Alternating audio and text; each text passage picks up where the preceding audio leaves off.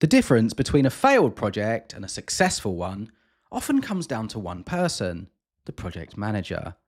Now, having been a project manager for over 12 years at a leading S&P 500 company, working on hundreds of projects by this point, I've discovered what it truly takes to be a good project manager and what makes a bad one, to be honest with you.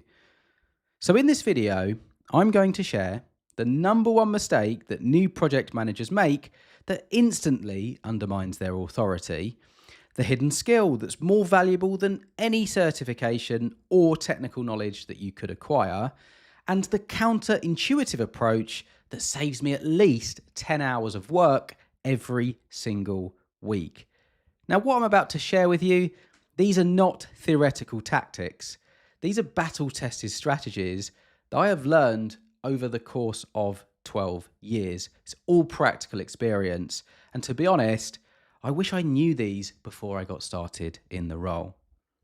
So first and foremost, you need to trust in your ability. The first mistake that I often see with new project managers on the team is how they feel inferior to more experienced project managers. They don't speak up, or they're too concerned about rocking the boat. Now, here's the truth. Just because someone has been managing projects or been at the organisation for years doesn't necessarily mean that they're always right. Quite often, you'll find that they're actually quite set in their ways. When I started at my company, I remember feeling really intimidated by the project managers with decades of experience. I did discover, however, that my fresh perspective actually helped identify solutions that they'd never considered or entertained. At the same time, though, the opposite mistake is equally dangerous: becoming a know-it-all. Nobody likes working with project managers who think they have all the answers. The most respected project managers I've worked with balance confidence with continuous learning. So make it a point to learn something new on every project. I still do this, even after 12 years. So when a team member suggests an approach, a process, a concept that I hadn't considered or knew about, I listen rather than immediately dismiss it. Remember, good project managers have confidence in their abilities. Great project managers combine that confidence with the humility to keep learning and evolving. The smile effect. Now, the most underrated project management skill isn't technical. It's just being friendly and building genuine relationships.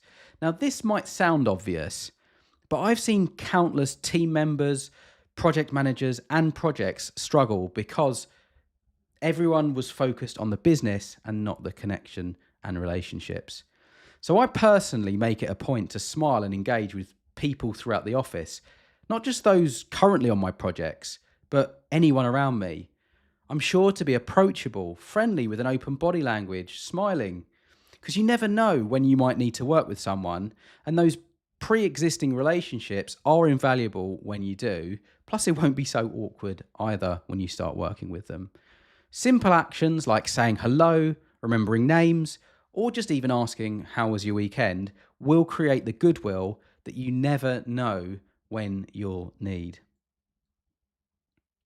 Respectful firmness. So one of the most delicate balances in project management is respecting people's time while still getting what you need from them. So I've seen quite a few project managers fail on both sides, either being so aggressive that they burn bridges, or they're so passive that they can't move their projects forward. I've personally found success with what I call respectful firmness. This means understanding that everyone has competing priorities while also being clear about what you and your projects need. For example, when I need information from busy stakeholders, I never ambush them with same-day deadlines.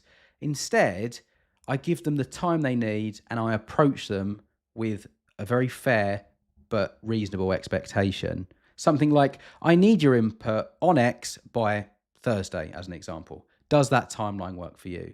This will give them agency while still establishing a clear deadline. So if someone misses a deadline, I don't immediately escalate or pester them. I follow up once with a friendly reminder, and only if that fails do I take more direct action. Systems. So, after 12 years of managing complex global projects, I've learned that your personal time management directly impacts project success. So, many project managers focus exclusively on the team's efficiency while neglecting their own.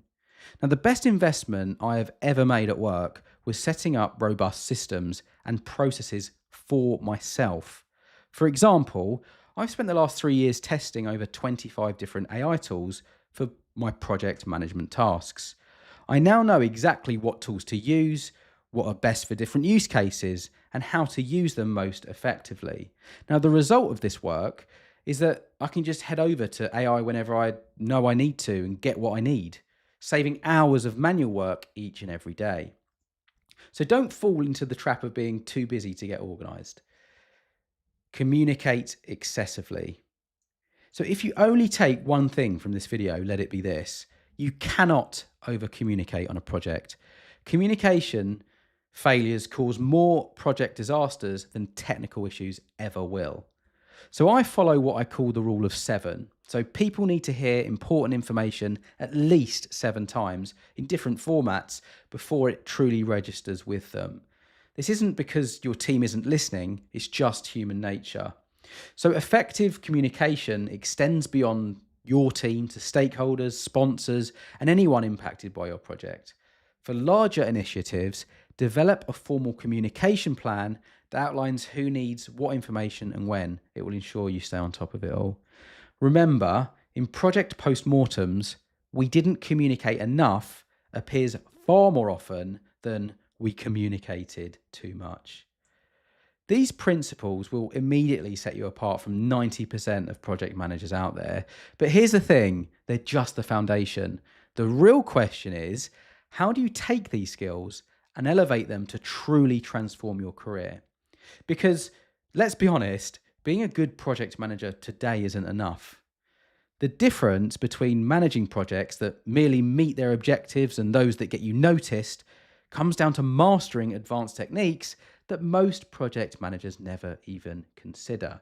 So be sure to watch my next video here, where I break down the exact advanced strategies that I have used personally to go from intern project coordinator to senior project manager.